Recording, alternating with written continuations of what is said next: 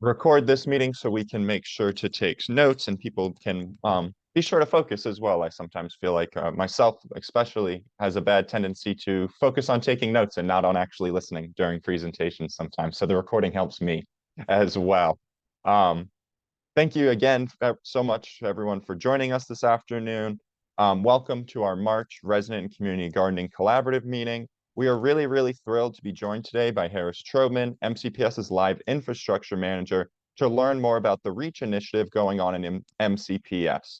For me personally, this is a really exciting day and opportunity to hear about this, as many within this group know, and many of those that work with me at the Food Council also know school gardening is really special to me. It is kind of my introduction to not the food system, but working in the food system. I worked in school gardening in Washington, D.C. for a year in the Food Prints program. I also watched the Food Prints program really grow in my elementary school. My mom, who was an elementary school teacher, was really heavily involved. So just school gardening in general means a lot to me. So I'm really, really just thankful to Harris for being able to join us. And as we were just talking about, for those that were listening in, really excited to be able to continue to share these opportunities as they come up over the next several years and continue to share volunteer opportunities and anything like that. And as everyone in this group knows, we are always happy to share in our listserv any opportunities. And I do have several updates on the back end, but those will be saved for the end of that. So with that, I want to say again, thank you, Harris, and thank you everyone for joining us. And I'm going to turn it over to you. Great. Thank you, Jack, for the invite. Glad that and the introduction. Really happy to be here. My name's Harris Trobman. Serve as the Live Infrastructure Manager. So I started at MCPS about 18 months ago or so, about a year and a half ago. And prior to that, I was at University District of Columbia, working on a lot of urban agriculture, urban sustainability, and green infrastructure projects, and have a lot of lessons learned. And so I was able to kind of start running, hit the ground running when we got here. And so we've been developing an exciting program. One of them is pretty close to starting. And so let me see if I can share my screen. I see.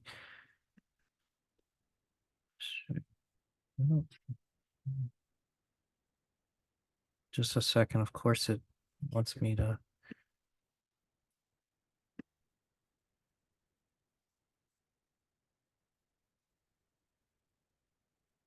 I might need to come in and out. 1 second. Okay, just let me know. While we're waiting, as Michelle said, and thank you, Michelle, because I totally forgot that. Please feel free to introduce yourselves in the chat. I even wrote down a fun intro question that I totally forgot, and mainly because I know Michelle has an answer to it. Does anyone have any fun plans for the eclipse coming up, and any eclipse planning for your next few weeks? So we could use that as we wait for Harris, who's rejoining us right now anyway.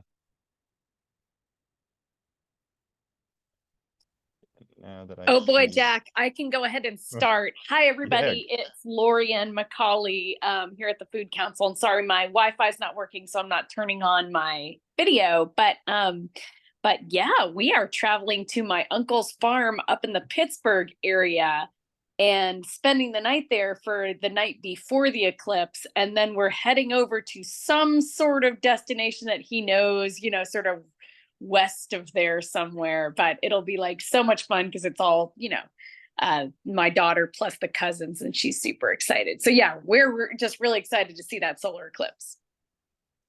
I am not going anywhere. I am though. If anyone needs glasses, I saw that if you live in the DC area, and I think it was for residents outside of DC as well, the DC Public Libraries all of next week are giving out eclipse glasses, which I think is just really, really fun thing to do. So even if I can't see it in totality, I'll be going to get my officially DC Public Library branded glasses just in case. Harris, I did make you co-host again, so I think you should be good to share screen. Yeah, apologies. My Yeah, laptop no worries at all. decided the settings weren't right. So No worries. Don't worry. My Chrome asked me to update right before we started, and I said we're gonna wait on that one. Again, so, thank you so much, Harris. It's all you.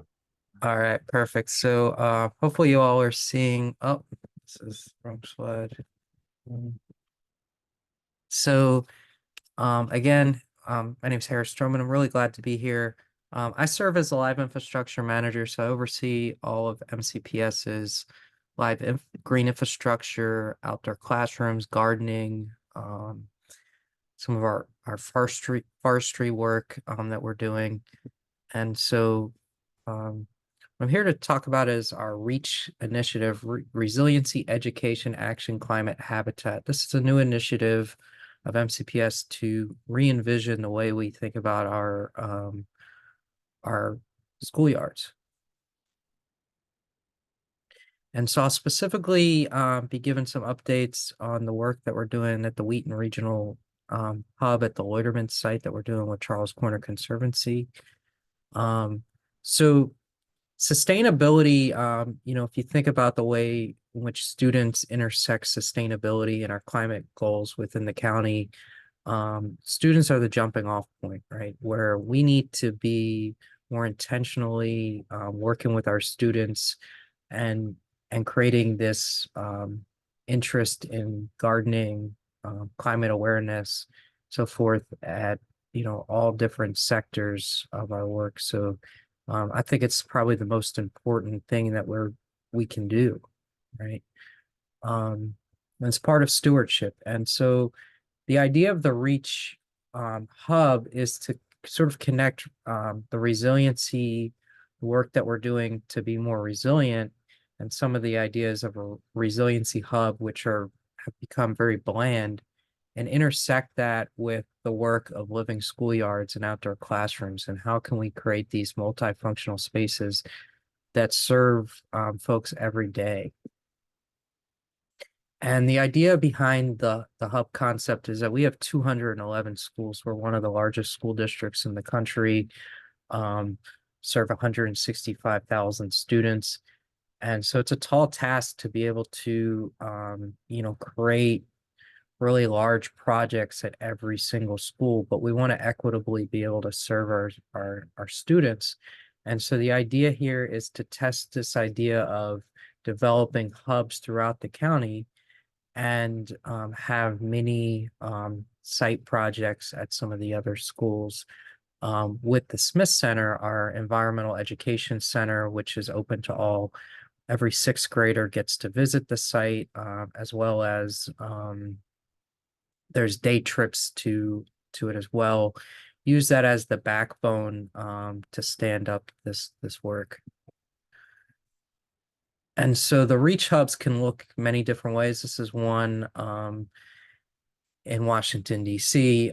They'd have the River Smart schoolyards, and using some of those theories of work and intersect with some of the stormwater work to create outdoor classrooms, but really thinking through more so of how can we create multifunctional spaces, not just for our students, but also the family and the larger community that these spaces have intrinsic community value.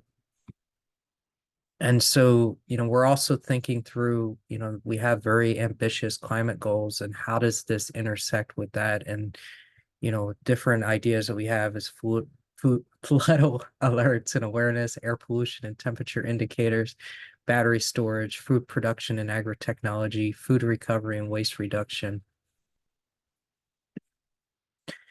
And so, as I mentioned, we're looking to pilot this, and we'll be starting the work on Earth Day at the Loiterman Middle School, which is next to Weller Road Elementary School, and 2 to 3 blocks away from Wheaton and Edison High School. So we have really elementary school, middle, and then 2 high schools within a 3-block radius. And then we have 20 schools within 2 miles. So, when we think about Montgomery County, we don't realize the density at which we're working with in some of our areas. It's quite urban. And so this particular hub will serve 20 schools within 2 miles, 17,000 students. 90% of those are considered minority population. and it's an equity focus area of the county, which is defined by the Washington Metropolitan COG. So as this work was being developed, the county was having similar conversations with Charles Corner Conservancy, and a different site didn't work out. And we were asked if we could potentially find a site. And we're really excited about the opportunity to integrate an urban farm into this project. So we'll have a 1 acre urban farm, connecting some of the work that Charles Corner Conservancy does with the entrepreneurship, different educational programs for our students, farmers market, and then just daily sort of community interactions, and then even monthly programming, whether that's movie nights or things like that. But there's so much value that we can start to bring to our students. So conceptually, we've been fortunate to have received some funding as for planning through the Montgomery County Green Bank, and we're in the process of designing out the site for more of a resiliency aspects of the site, such as agrivoltaics, battery storage, and then educational climate programming. But conceptually, right now, we have about 1 acre of urban farming. We're working to see how we can integrate. There's about 7 acres of untreated stormwater, and create an outdoor classroom as part of this work, and that will be designed out through this process. And on Earth Day, we will be building out this smaller portion of the farm, which will serve as the community demonstration. And we have terrific partners for the project, including Habitat for Humanity, county government, working with DP and parks, and some of our other folks. So really, really excited about that. And again, if on Earth Day, April 22nd, I'll talk a little bit more about that in just a minute. We also are extending this work out as it's a hub. We're looking at some of the other schools in the region. So this is Georgian Forest Elementary School. We were able to do a little gardening project with them to update their courtyard with some mulching and stuff like that. This took off wonderfully. It's helped invigorate some of the PTA. They're regularly getting 100 members, 100 parents to their PTA meetings with their principal. And then, it's also helped think through how to start to use this space as a wellness space for like yoga and things like that. So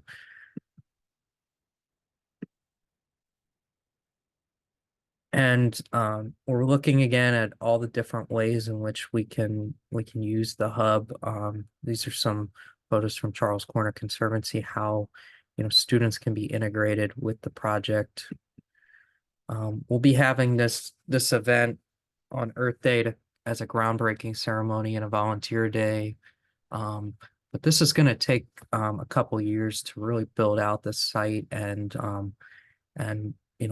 grant fund and so forth, to be able to really see the full vision. This is a pilot, very much a pilot at this point. So we are looking for some adult volunteers to help support the students' work on. We're expecting over 1,000 volunteers between Habitat and our students, and we're hoping to have some folks to help provide technical guidance. And if you have those skills, we'd love to. I can put a link in the chat. We'd love to have you come out. And with that, I'll turn it back over to you. Here's my contact info. I am a little bit slow right now on email as we're gearing up for this big Earth Day event, but try to get back to you as I can. Let me see how I can stop sharing now. Thanks again for the opportunity to present. Yeah, thank you so much, Harrison. We really appreciate the update I want to open the floor up for some questions. I know myself have some questions, but I want to open the floor up to some questions. And also, because I know we have Kate here with us from Corner, just to see, Kate, if you wanted to add anything as well, whether that's about the upcoming event or just your kind of how you've seen this develop and your kind of thoughts and how your role in this as well, if you'd like to add anything. And I know it's spring break, so you don't have to, she can, you don't have to tell her. It's okay. Oh, As I know you have your you saw daughter me with you. shifting. I Shift- did, shift, yes. They're talking to me now. You're totally fine though. No, you know what? Harris did a fabulous job going through all of that. We are just thrilled to be able to work with Harris and MCPS on this awesome project to try to make it the best that it possibly can be. And, you know, for the past 5 years or so, working at Coiner has been an awesome experience. We've learned so much, the Coiner farm I'm referring to. But it has very much sort of been on its own. And it's really nice to have MCPS as our leading partner on this project. But MCPS has introduced us to so many other great partners who can support this type of work. And we're just really grateful. So, yeah. And then we can just, you know, organically have conversations so I can Of chime. course. Yeah, of course. Feel free to chime in when questions come as well, Kate, because I know they relate to both sides, obviously. But I'm going to open the floor and give myself a few seconds. I have some questions that I want to just pull up that I had written down. But as I'm pulling those up, anyone feel free to either unmute yourself and ask a question or throw it into the chat, and I'm happy to read it out. And I do have questions because Pam told me she would be leaving earlier. I have some questions from Pam as well, and I'm just pulling those up.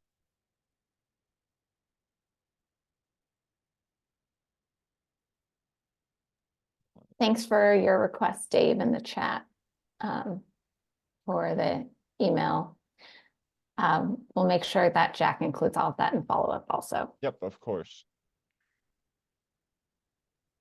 Yeah, we don't have a website yet for the project. I'm hoping to get, that's one of the things that we need to get. This project has been moving at lightning speed, so something we definitely, it would be really good to have. Lorian, go for it. Sure. And thanks so much, Harris, for this, really great, presentation and overview to describe the project. It's so exciting. I guess I'm sort of wondering, just from the interest of a former community garden educator, if you could possibly say a little bit more about the educational elements, or how you're going to, if there's a plan yet, or perhaps even a plan to plan, the educational elements of how to get the students sort of gardening, and sort of just details of that. Yeah, that's a great question. I mean, I think it's as I alluded to at the beginning of my presentation, it's really the most important thing we can do, right? Is get the students engaged and create that jumping off point, right? So it's exciting right now, right? I think that MCPS is a very large system, right?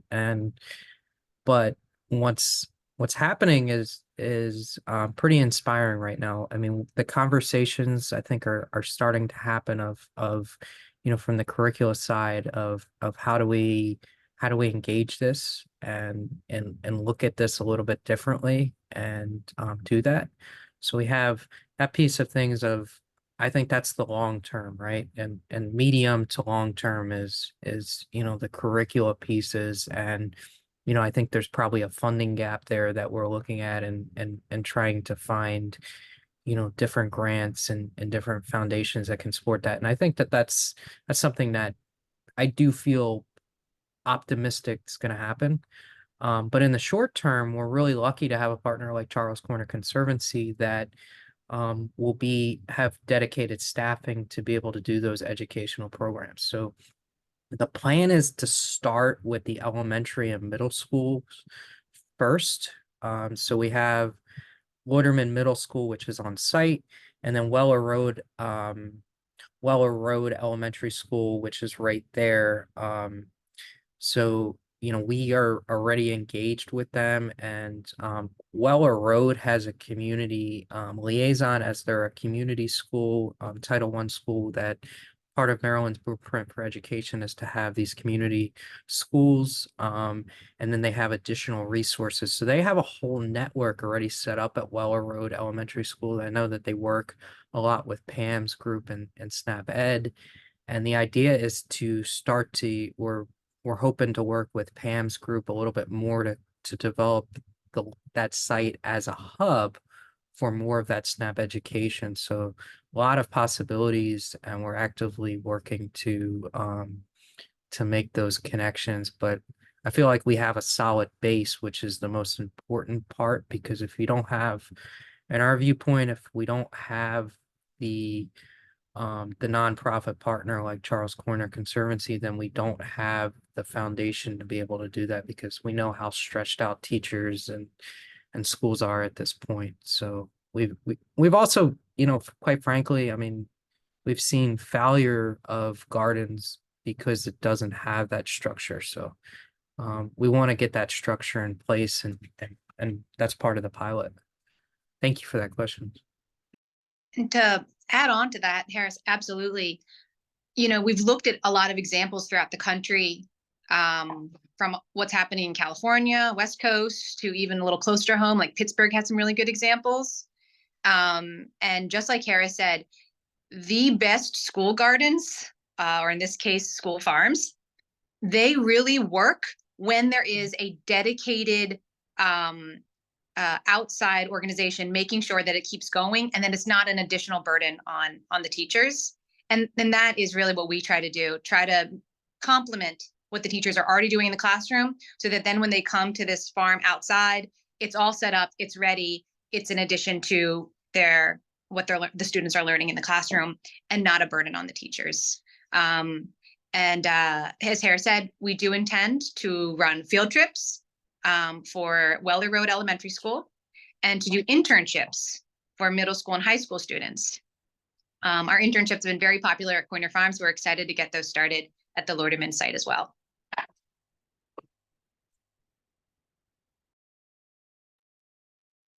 And I see Michelle's Yep. question in the chat. I don't know if you want me to. Yeah, go for it. That's about it. So Kate, I don't know if you want to address this. I can start. I believe the idea is to have places for our students to be able to come out and start seedlings and engage with those gardens. But as I mentioned before, one of our challenges has been students are off during the summertime, like in the middle of the gardening, and you want to sort of get things going. And so this partnership, I think OSSE, the Office of State Superintendent of Education in DC, they've really have perfected this model of that public-private partnership, and we're actively looking at that the same way. You keep hearing me say that, like, so the students will have the engagement opportunities, be able to have a place to garden, but then be able to have the backing that those plants are going to keep growing and see success. We don't at this point expect to have community garden plots. It's going to be run as a single entity. Kate, I don't know if you want to add to that. Yeah, that's right. So yeah, not having on-site, like at Lorderman School, having that community gardens model, not necessarily doing that. But just like, I mean, even this week at Corner Farm, we had our seed exchange. Lots of people from the community came. We had tons of seeds laid out. We also had the soil there for them to use. They could and seed trays for them to borrow. So a lot of people who wanted to maybe support their own garden could come browse through the collection of seeds and get a few started, and also learn from each other. So there's of course that. So there will be those sort of opportunities as well, if that answers your question, Michelle.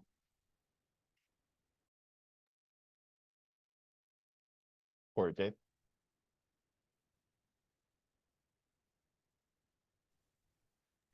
I just wanted to add something about the holistic nature of this, and the ability to add on over the years, as Harry says, like we'll begin to see the power of a true resiliency hub, years from now.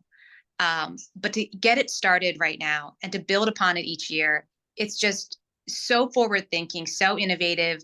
Not to overstate, but I do think that this could be a national model of what schools can be doing. So yeah, just thrilled to have it in Montgomery County.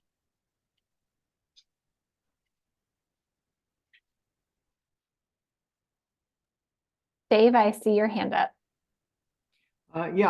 This is Dave Lambert. I served on Montgomery County Food Council 2018 to 2021. I was a member way back of the Food Literacy Working Group before it changed its name to Food Education. And we produced a school garden brochure. I don't know if that's still up on the website or not. Jack, maybe you can go look for that. The other thing is my son lives out in Golden, Colorado, and he and I had dinner at a restaurant in Denver, and they had up on their chalkboard the link that I put in there to the chat, biggreen.org. And I looked it up, and that's what they do with school gardens. And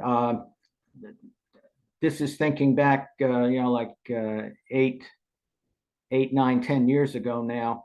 I'm sure they've grown a lot more since then, but they were in the business of if you have a whole school system that wants to do school gardens throughout, that they would come in with the expertise and help organize that. So I think that's something that we could look into. So I throw that out as a resource. Yeah, thank you. And you're not the first person you're second person that's mentioned boulders. Apparently it's a pretty well-known garden. Their school garden program is really robust. Pretty impressive. Thank you for sharing that. I hadn't seen this website though. This is unbelievably cool. Yeah. And we some of the Big Green resources. We actually have their cookbook, which is really kid friendly. All right. Yeah. So I'm right there with you, Dave. I really like Big Green. They do a good job. Thank you. I see a few other questions. The first one I saw was Lorian with a hand up. So I'm going to go to Lorian first, and then I'm going to switch to the questions I see in the chat. So Lorian, go for it.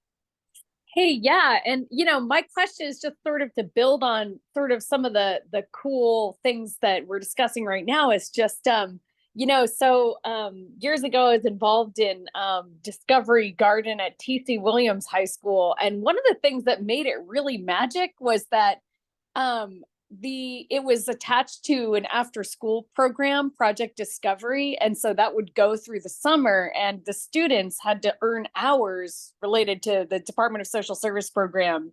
And one of the magic elements was that the students were happy to come to the garden because it was one of the most pleasant and fun ways they could earn their hours. So that's also something that might be a little bit of the magic formula. And of course, I know that, Pam's involved in this and Kate. So I know you guys have probably already thought this, but the master gardeners were just also a really important piece because they were able to not only just show up on their own time and maintain the garden and weed and water and all those other things, but the combination of, especially if you have a school garden in a low income area, and then having them pair with the volunteers, and just sort of the volunteers also being able to just that combination of having this be a multi-generational kind of project.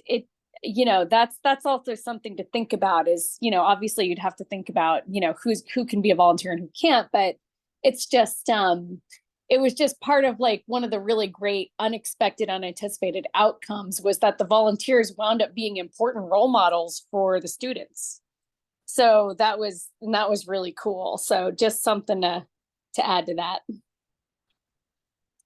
Yeah, I think as part of our I didn't include it. We have a logic model for the REACH program, and one of the concepts is to to think through. So the inputs that we need and the technical, with the scale of our school district, there's no doubt about it that master gardeners, master naturalists, and other like technical volunteers are critical to any success that we're going to have or any capacity that we're going to have, and providing that technical guidance. And then, I'd love to see, as we're able to, have success, to start to think about some of the multi-generational credentials that could be provided. So, part of the conversations we're having with University of Maryland Extension and Montgomery College is how can we use the site to do that. And so I think that there's a lot of possibilities. That's going to be something that we have to develop over the next couple of years to see. And I think that CKC also has an internship model with the community that could be utilized as well. So different possibilities. So thank you for bringing that up.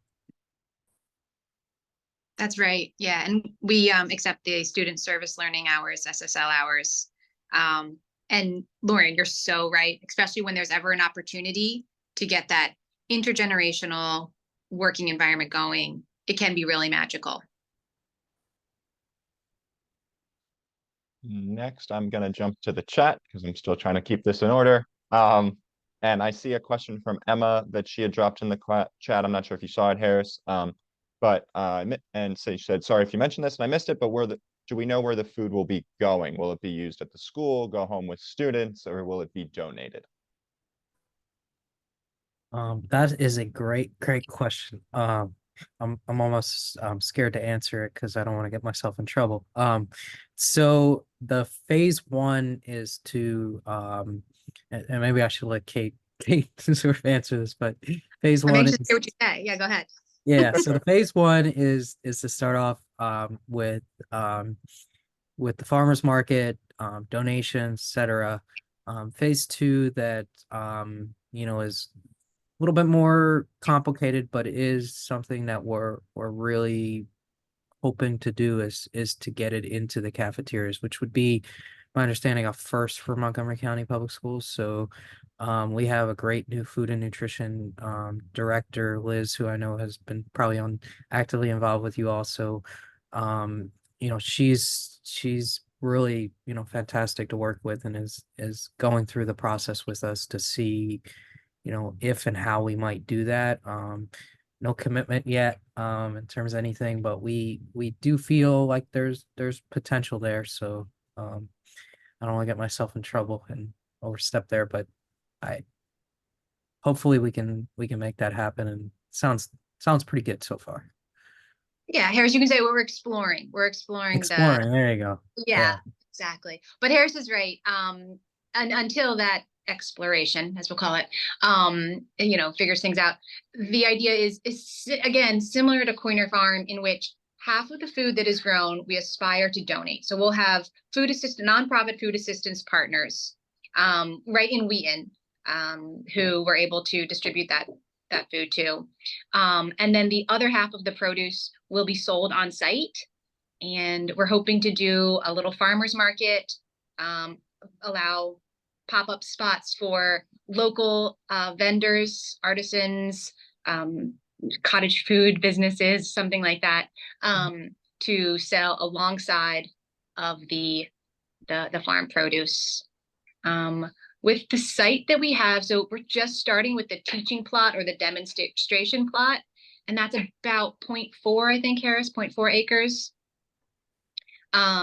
So that's fairly small. There won't be a ton of food coming through, but we'll, just keep it small. And then as we expand to the production plot, if you recall Harris's nice map that he shared, the production plot is slightly bigger. That's 0.7 acres of growing space.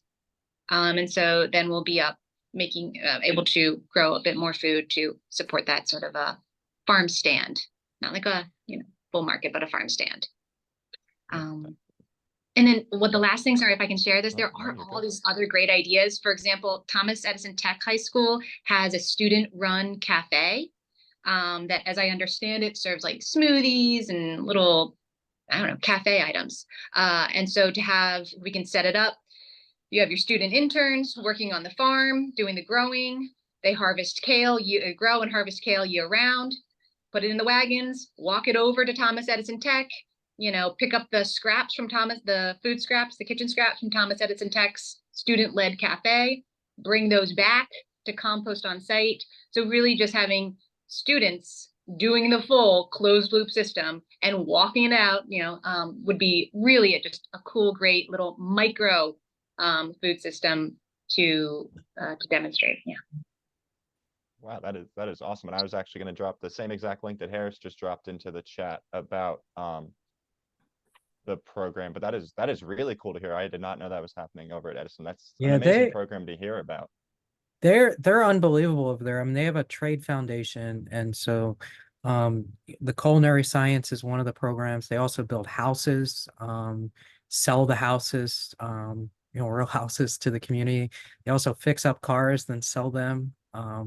So there's a lot that entrepreneurship piece and so forth. And there's already building blocks for it.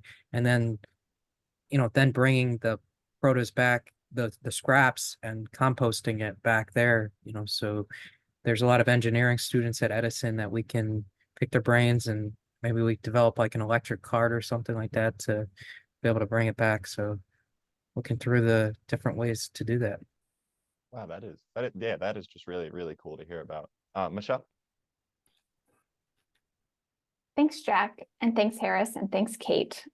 This is really exciting, and as Kate knows, I'm a big fan of this project for personal reasons, because my wife Shannon actually started the garden at Loiterman in the courtyard, which may or may not still exist, and it's exactly the reason, We want to renovate that for Earth Day, so I need to pick your brain a little bit. Yeah, I'm trying to get her to come to the groundbreaking. She used to be a teacher there, and I put my own sweat into, hauling dirt into the courtyard through the doors many years ago, and we would bring all the seedlings home and put them on our balcony. So I was very personally involved in Loiterman becoming sort of the place where the school gardens happen. But you bring up a great point that, Shannon left, my wife, and then, it was hard to maintain that garden because not all teachers are as passionate or as scrappy at fundraising as she just happens to be. And I'm hoping that you were able to use some of the other resources at Loiterman to support the farm, such as Excel Beyond the Bell. So that was a really neat opportunity where Shannon could create a garden club and get paid for the extra hours she was spending in the garden. Students would sign up and they would get a meal. So that's why Loiterman qualifies, is because of the farms rate at that school. But students would get an after school supper, participate in Excel Beyond the Bell, and be part of the garden club and get to work in the garden with Shannon. And she was able to earn like sort of minimum wage, but for Montgomery County, for that extra hour in the day that otherwise she was just going to volunteer her time for. So that's through the Department of Recreation, and hopefully it's something that, this farm can take advantage of and continue to engage those students. And then I also sort of was curious about how your plans for expansion across MCPS are looking, and I just wanted to highlight a couple things that we can partner with you on. One of them is that we have a USDA contract to create MCPS's Farm to School Action Plan. So we have an Farm to School Action Plan grant to help MCPS write down on paper how they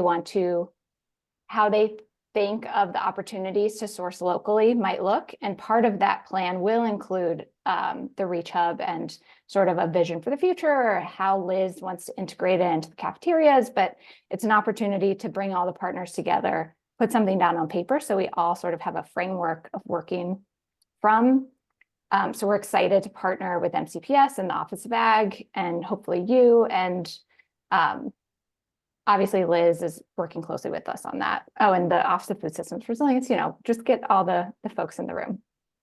And then also, just to highlight that Jack and I on our team lead our advocacy work, which I would say is not the biggest part of what the Food Council does, but if you're ever, and we can delete this maybe from the recording, I don't know, but if you're ever in need of like an outside advocate to help, you know, explain why this is important to folks that control things like funding, you know, feel free to reach out and let us know how we can be helpful to making this program sustainable and grow over time. Yeah, well, thank you. Unbelievable. So that solves the mystery of the courtyard. So we will have so many volunteers. Thank you for giving me the backstory there. Kate has heard me like 500 times, and it's not in her scope because it's outside of there. That we want to really, we have so many volunteers that we're looking to renovate that courtyard. And so it's just a matter of coming up with a plan and so forth. So leading up to it on the 19th, we're gonna have a big group from AstraZeneca coming out there to help prep the work over the weekend. I think it's like the 20th or 21st. We're gonna have some Navy students coming out and doing some of the prep work, and then get it all ready for the volunteers. So if any ideas, and hoping we can get a good turnout of folks that would be willing to help us with that courtyard. It's definitely has not been used in a couple years, and it sounds like they have some folks that would be willing to use it if it could get, you know, back started. And you know, I'm sure we could probably find some master gardeners that would be willing to work with them to do it. It's also like I've been learning some great. I think Aussie and DC has some great ideas of like just putting down sweet potatoes right this time of the year, at the end of the school year, and then you know you start in the fall and you have sweet potatoes in the fall.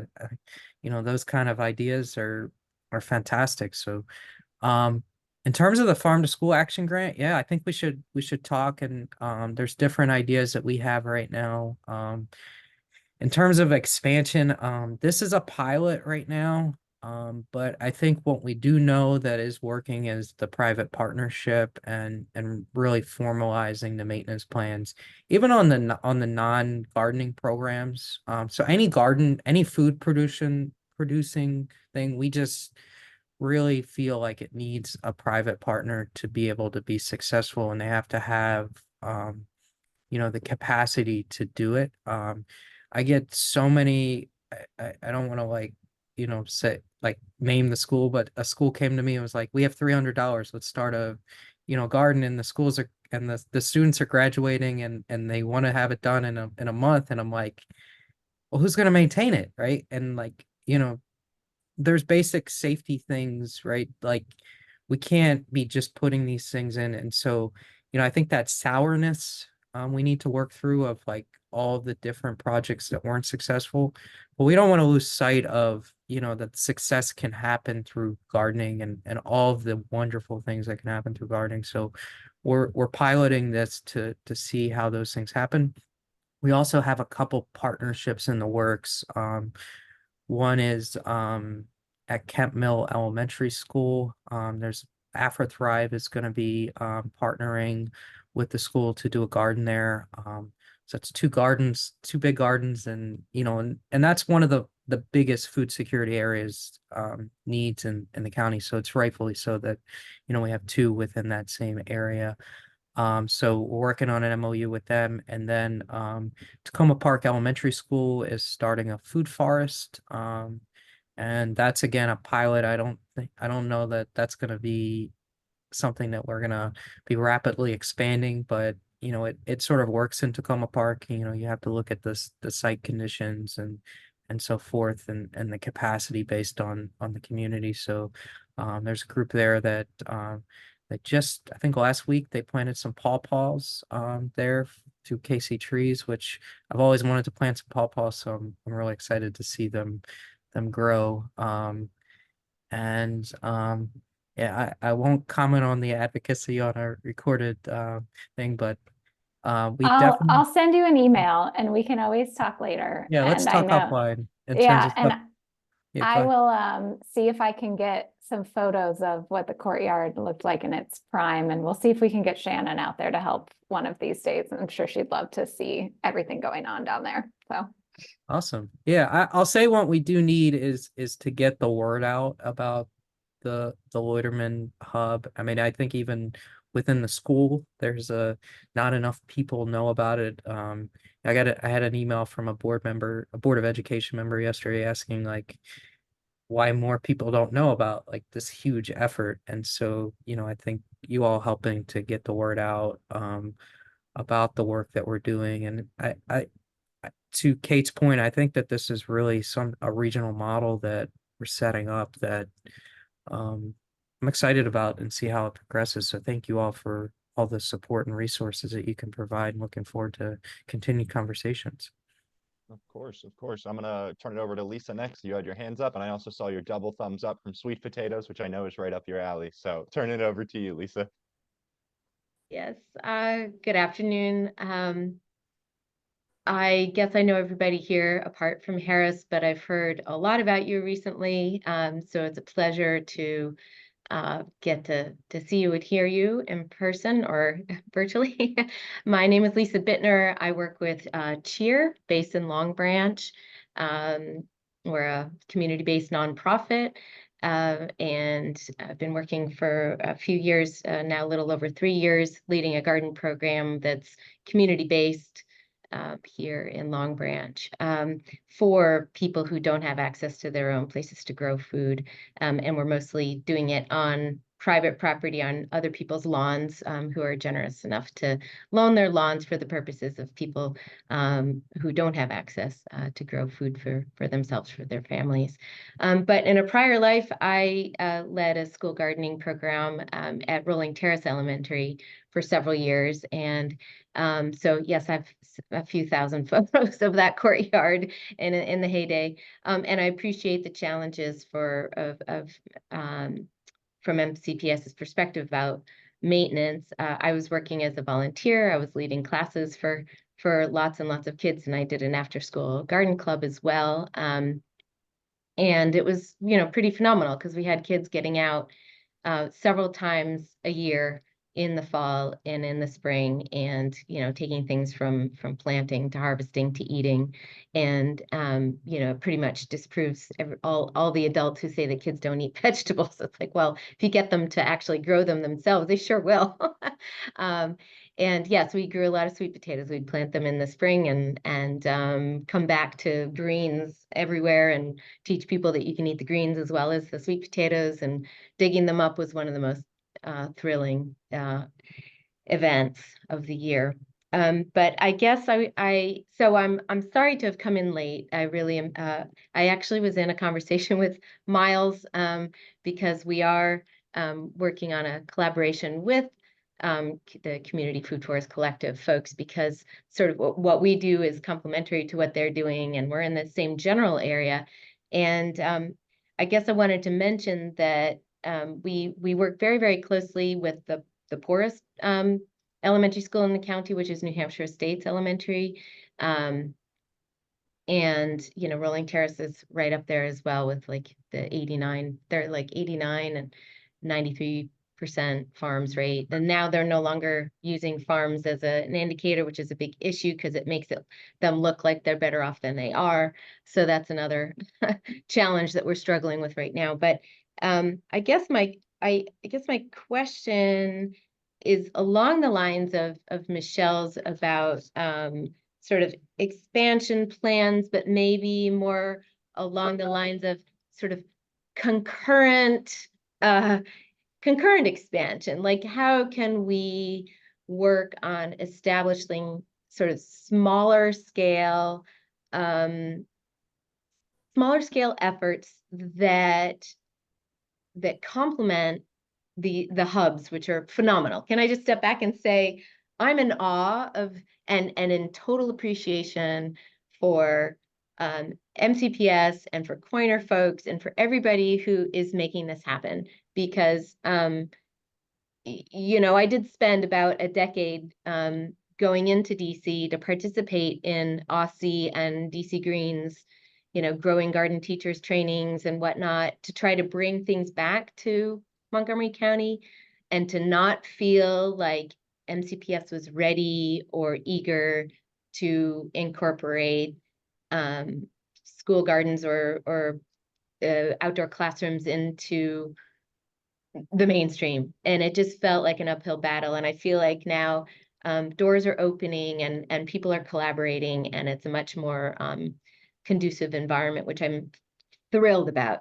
At the same time, I'm envisioning this phenomenal hub. I'm still thinking, so what do we do in the meantime for places? Let's just take New Hampshire States as an example. When I got the cheer gardening program started in January 2021, the original plan, it was with a food council, 6-month food council grant, by the way. Thank you very much, food council again.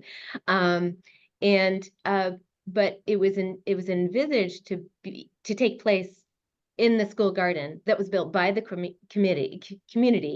It's 8 4x12 raised beds. I mean, it's decent, right? It was a lot bigger than I had at Rolling Terrace, and it was outside the building, not in a courtyard, so it was a little bit more accessible, but did have a fence with a lock.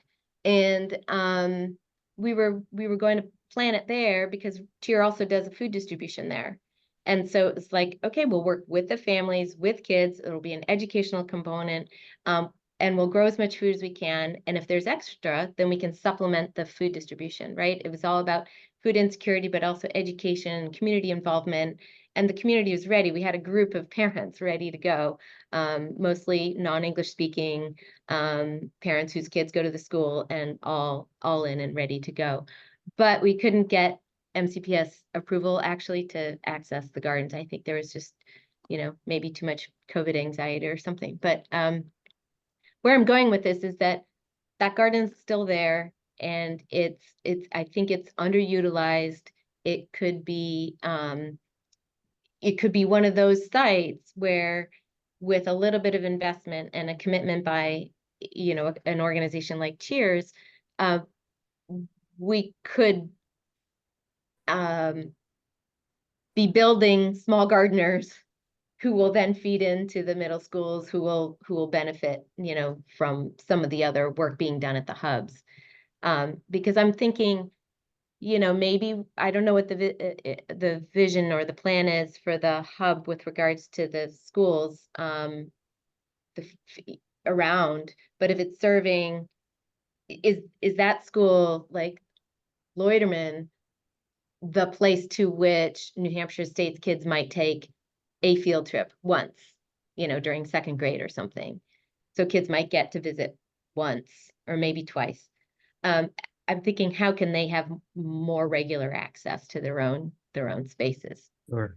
Yeah, it's a great question, right? And I'll say, thank you, for your comments, and and particularly what, I think a lot is happening, right? And so, if we look at like what's happened, and I think I started in November of 2022, right? And so it's like 16, 17 months, and we're like building this big hub, and we have several other, garden programs coming. So, I think we're making really big strides. And I think we're open to having the conversations of, if groups have the capacity to, do things, and that there's a formalized plan and a formalized agreement, right? So an MOU for the space, and that, everybody has the clear expectations, and, everything's in order. And, part of that is, is food safety, right? And that's the first thing we have to look at, is like, do we have a food safety plan in here that is clear? Because we don't want the best intentions to, get in the way of that. And I'm not saying, like, it sounds like you all have a phenomenal program, but I'm just speaking in general of the system, of like, that there's been a lot of like rogue gardening, and the rogue gardening has the best intentions, but when we're dealing with, and you're particularly discussing like the most vulnerable of our populations that we need to be even more careful about. So, but we also have to bring, more resources there, and so forth. So, the question is, how can we be collectively working together to find the solutions, and, the resources and the grants to be able to do it? But, we want to do things now in a way that it's more stable, more permanent instead of short duration setups that then lead to, and it sounds like you have that. And Kate discussed like there's a terrific program being run with the hydroponics. It's the group that I'm trying to remember. Family Learning Solutions. Yeah. And so they basically have just purchased, hydroponic systems. And some of the hydroponic systems, by the way, there's a hydroponics company that is right in Montgomery County. I think we can purchase a hydroponic system for like $700. And the best part about the hydroponics is it can be taken down during the summer, right? And then folded up and then all the stem connections. So I think that's an easy way to start to think about like food security. But we have to, intentionally develop the food safety plans and the trainings. If you just look at like the resources that OSSI has, in the years that it took to develop those, and right, like I'm one person right now and I'm in charge of all of our green infrastructure. Like gardening is like a very small portion of so we're going to need additional capacity to be able to develop those resources. But long story short is I think we're open to having the conversations. There's a couple gardening projects happening right now at Kent Mills with and so if you have ideas, certainly bring them to my attention and I'll be happy to discuss it, particularly after Earth Day, if you don't mind. We're really my capacity till Earth Day is kind of very little at this point, but happy to have that conversation like in May or something if you want to discuss it further. In the interest of time, because we are running right up against our 1 o'clock deadline here, and I have another thing to hop onto and phone call to give someone. I first off just want to say thank you so much, Harris, for joining us today. Kate, always a thank you to you. I think you know that for always being willing to hop on and join as well. But Harris being someone new to connect with is also awesome. And thank you, Kate, for making that connection for me. Really, really just appreciative of learning more about this. And as we shared at the beginning, and as Michelle had mentioned, more than happy to continue to promote any sort of projects. Earth Day stuff will go in the follow-up, as well as any of our other listserv things going out right now. So really just, and at the end of the day, I want to say thank you so much. And we're so excited to see this project develop and play whatever role we really can in helping to support this wonderful project at Loiterman specifically, but as it grows, as we talked about as well. We are always here to learn more and to help share any information possible, really. So I just want to say thank you, first of all. And we really appreciate you spending time, especially knowing it is your spring break. I appreciate that. Thank you. It was a pleasure thanks for the invite. Yeah, of course. And we are right up against 1 o'clock. So if there are any other questions, you can feel free to send it to me and I can send them over to Harris as well. And I can make sure to share any updates I hear from him. I do want to give a chance, Alan, if you are still here and able to talk, if you wanted to share about your upcoming event that you had sent over to me. If not, I'm happy to drop it in the chat. But if you wanted to just give a quick word about an upcoming event that I know you have going on. Oh, well, you could drop it in the chat. But on the second Saturday of April, April 13th, we're going to have our first community day. And we'll have live music and it's potluck, and everybody on this call is welcome to attend. I guess the address is in the, can you drop that in the? Yeah, I just dropped the Eventbrite that you had shared with me into the chat. Or or you could send me, I guess if it's, does the chat get recorded? Yeah, it does. I have that. I can include people. If you send me your email address, I can Yep. include you on an invite list that goes out. We do this 7 times a year. And Alan's usually pretty good about sharing with me, so I can make sure as the year develops to make sure they're getting shared within this group and forwarded over to the listserv as well. So thank you for that, Alan. Just wanted to give you that chance, of course. Besides that, I have a few updates, but none of them are major or time pressing by any means. And since we are past our 1 o'clock deadline already, I'm going to include them in our follow-up anyway. So no worries there at all. Again, if there are any other questions that pop up, feel free to pass them to me. I'm happy to pass them along to Harris, and we can continue to learn more about this project and find ways to support it. I'm going to